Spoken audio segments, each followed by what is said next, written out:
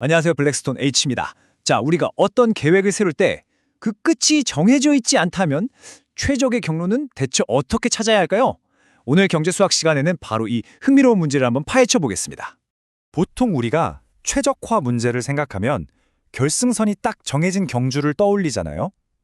그런데 만약에 그 결승선 자체가 고정된 게 아니라 막 움직인다면, 심지어는 아예 정해져 있지도 않다면 대체 어떻게 해야 할까요? 자, 이런 상황을 한번 상상해 볼까요? 우리가 아주 멋진 신제품을 개발하고 있어요. 이걸 언제 출시할지 그 날짜 T는 우리 마음대로 정할 수 있습니다. 하지만 조건이 하나 있죠.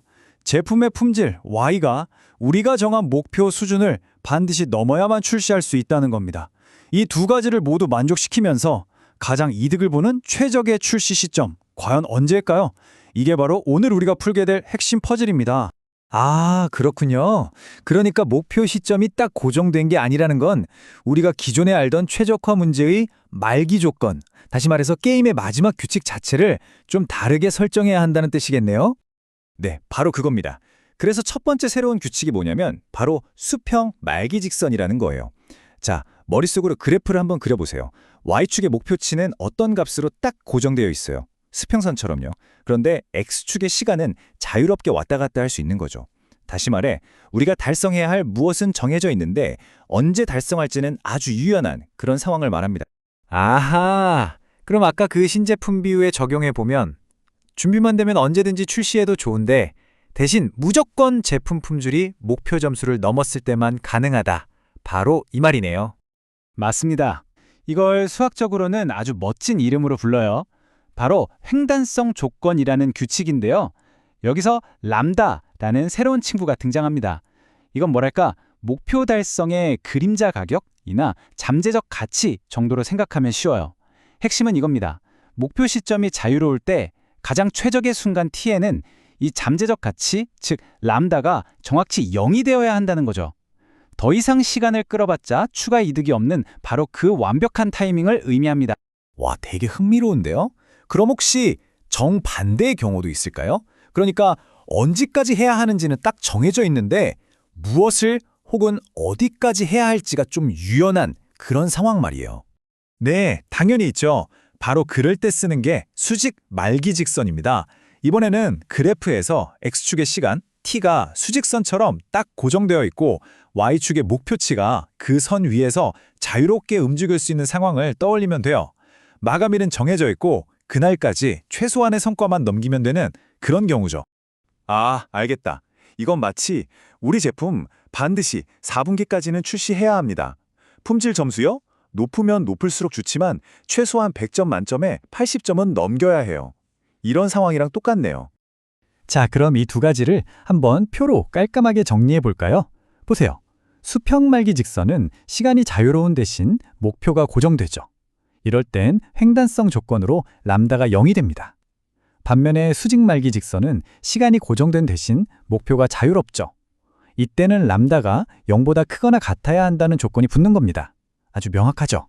네, 이제 개념은 좀 잡히는 것 같아요. 근데 역시 실제 문제에 이걸 어떻게 적용해서 답을 착착 찾아내는지 예제를 통해서 직접 한번 보고 싶어요. 좋습니다. 그럼 바로 예제를 하나 풀어보죠. 여기 이 복잡해 보이는 적분값을 극대화하는 게 우리의 미션입니다.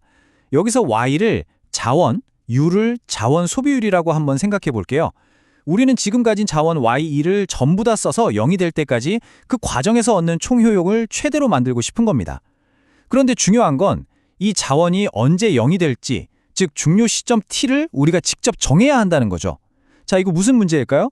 그렇죠. 바로 수평 말기 직선 문제입니다. 자, 이런 문제는 보통 4단계로 풀어나갑니다. 첫 번째, 문제의 모든 정보를 담은 해밀토니안이라는 함수를 만들고요. 두 번째, 최적의 조건을 찾기 위해 미분을 합니다. 세 번째, 시간에 따라 변수들이 어떻게 움직이는지 동적 방정식을 풀고 마지막 네 번째 단계에서 바로 오늘 배운 말기 조건을 딱 적용해서 최종 답을 찾아내는 거죠. 네, 여기서 해밀토니안이라는 게 뭐냐면요.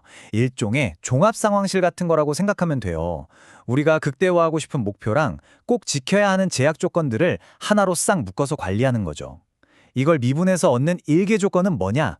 바로 최적의 상태에서 우리의 행동, U, 즉 자원을 얼마나 쓸지와 그 행동의 잠재적 가치, 람다가 어떤 관계를 맺어야 하는지를 딱 알려주는 겁니다. 네, 정확해요. 그렇게 람다가 시간에 따라 어떻게 변하는지도 계산하고 이제 드디어 마지막 퍼즐을 맞출 시간입니다. 이 문제는 종료 시점이 자유로운 수평 말기 직선 문제라고 했죠. 그러니까 우리가 오늘 배운 핵심 규칙, 바로 횡단성 조건, 종료 시점 t에서 잠재적 가치인 람다가 0이 되어야 한다는 이 조건을 사용해서 최종 답을 구하게 되는 겁니다. 와. 그러니까 결론은 이거네요.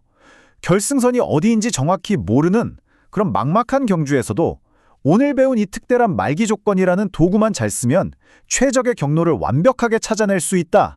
이 말씀이시죠? 바로 그게 핵심입니다. 정리하자면 최적화 문제의 끝은 얼마든지 유연할 수 있다는 것. 그리고 그럴 때 수평이냐 수직이냐에 맞는 말기 조건을 적용해야 한다는 것. 결국 이 횡단성 조건이야말로 정해지지 않은 미래에서 최적의 답을 찾아내는 정말 중요한 열쇠라고 할 수 있겠습니다. 자, 오늘 배운 내용은 정제 문제를 푸는 아주 강력한 수학적 도구입니다. 그럼 마지막으로 여러분께 이런 질문을 하나 던지면서 마무리할까 합니다. 만약 우리가 최적화하려는 목표가 돈이나 비용이 아니라 우리 각자의 행복이나 우리 사회 전체의 만족도라면 과연 최적의 경로는 어떻게 달라질까요? 여러분의 삶에 이 원리를 어떻게 적용해 볼 수 있을지 한번 고민해 보시는 것도 재미있을 겁니다. 들어주셔서 감사합니다.